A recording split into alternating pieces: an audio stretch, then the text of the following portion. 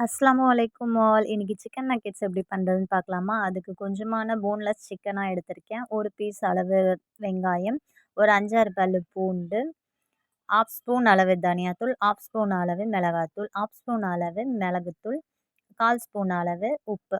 இது இது கூட ஒரு முட்டையும் ஆட் பண்ணிக்கோங்க. நான் ரெக்கார்ட் பண்ண மறந்துட்டேன். அத நல்லா அரைச்சிப்போம். அதுக்கப்புறம் 1 ஸ்பூன் அளவு கார்ன்ஃப்ளவர் மாவு போட்டு கொஞ்சமா தண்ணி ஊத்தி கோட்டிங்க்காக இது. இத நல்லா மிக்ஸ் பண்ணி வச்சுப்போம். அப்புறமா நான் பிரெட் கிராம்ஸ் எடுத்திருக்கேன். அதில கொஞ்சமான பெரி பெரி மசாலா போட்டிருக்கேன். அது இல்லனாலும் பரவால்ல.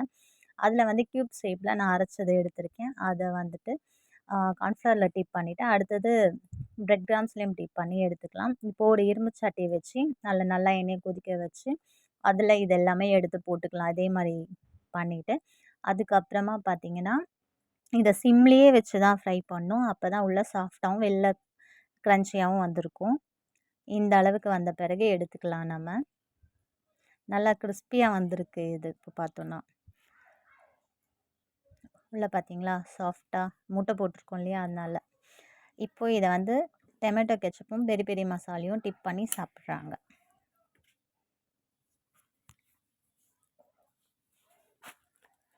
சூப்பரா இருக்கு. உள்ள வெளில கிறிஸ்பியாவும் உள்ள சாஃப்டாவும் நல்லா இருக்கு. சூப்பர். Bye bye.